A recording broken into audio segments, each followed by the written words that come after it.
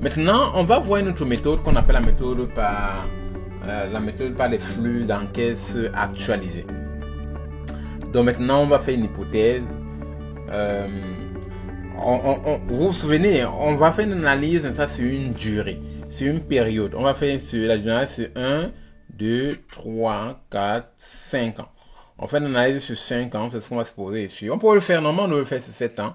Alors, on peut le faire sur une période un peu plus longue aussi. Mais en général, on ne devrait pas le faire sur 3 ans. Il faut le faire au moins sur 5 ans. Donc, ça veut dire que je suppose que au début, c'est ça, vous vous souvenez du 149 900 qui est ce qu'on appelle mon revenu net d'exploitation.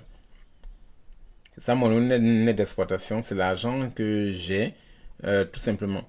Donc, je vais supposer, n'est-ce pas, 5 ans d'exploitation. Je vais supposer que non, ok, j'opère le bâtiment pendant 5 ans et puis je le vends après 5 ans. Fin d'année, 5 ans, je veux le vendre, tout simplement. Et je suppose que je veux le vendre à un taux de capitalisation, ce qu'on appelle exit cap rate, à taux de capitalisation de 6%. Vous avez vu ici, on a calculé le taux de capitalisation, on était à 5,9%. Ok? 5,9%. On va le vendre à un taux de capitalisation qui est à 6%. Alors, on va supposer un taux de croissance de revenus de 3%. Donc, chaque année, je vais demander au locataire, je vais augmenter le loyer de 3% chaque année.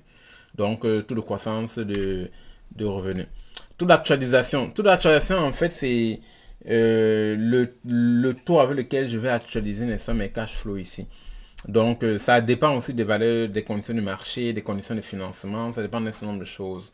Donc, mon taux d'actualisation, c'est 8%. C'est-à-dire que le coût du capital que je mets en jeu. Donc, le coût du capital, le coût d'opportunité du capital que je mets en jeu, on va supposer que c'est 8% tout simplement. Donc,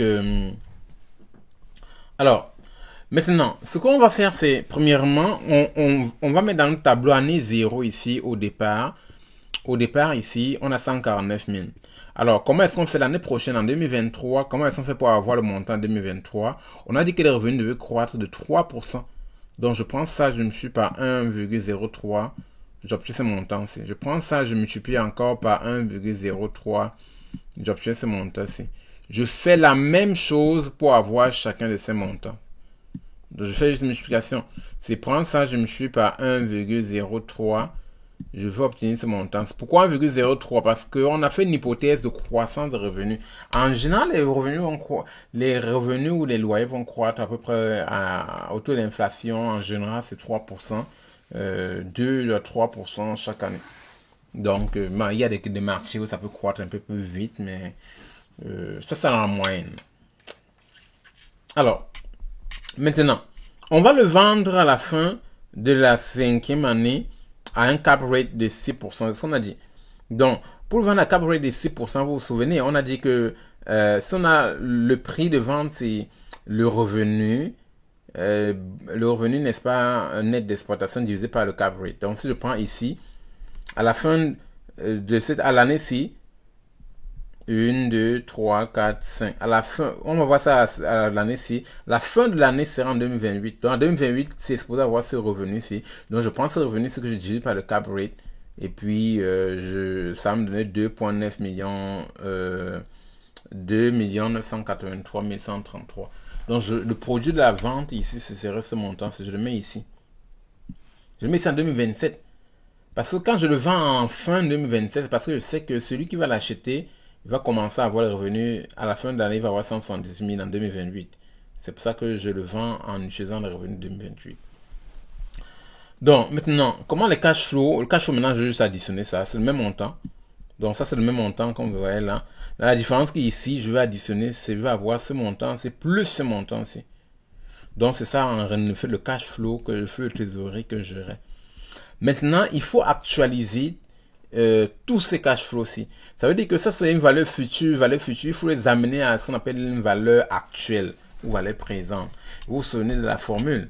Pour voir la valeur présente, c'est ça la formule. Donc, ceci, je vais l'actualiser pendant ce nombre de... Ça, je vais actualiser pour 1 an, ça pour 2 ans, pour 3 ans, et ainsi de suite. Donc, c'est ça la formule. Si j'applique cette formule-ci, c'est-à-dire que pour l'année 0, c'est la même chose, ça ne change pas. Pour l'année 1, je prends juste la formule. Je prends la valeur future, 1 plus le taux d'intérêt, qui est de de taux d'actualisation qui est de 8%. Qu'est-ce que j'ai dit? Ah non, je pense qu'il y a une erreur ici. Taux d'actualisation. Taux d'actualisation c'est 8%, c'est pas 6% ici. Donc je prends ça que je vais actualiser en effet. Donc si je prends ceci, si je prends ça, je le mets dans la formule. Et ça c'est la première année. Donc je dois dire 1 plus 8%, la puissance moins 1. C'est ça qui va me donner 142 000. Je prends ce montant-ci, je vais plutôt faire la puissance moins 2. Ou bien je divise par, si je ne veux pas dire moins, je peux dire ici plus comme ça. Mais au lieu de faire multiplication, je vais dire division ici. Donc en faisant tout ça, je vais trouver ces valeurs-ci. Maintenant, pour avoir la valeur nette ici, je dois faire une addition. Si j'additionne tout ce qui est ici, comme ça, je dois avoir, n'est-ce pas, cette valeur actuelle nette ici qui me donne 2,8 380 000. Donc, la valeur de notre immeuble en utilisant la méthode DCF, elle est de 2 831 780. Donc, voilà la valuation en utilisant ce qu'on appelle la méthode DCF. De façon aussi simple que ce soit, qu'elle soit présentée. Donc, voilà pour donner vraiment une excellente idée de comment est-ce qu'elle est calculée.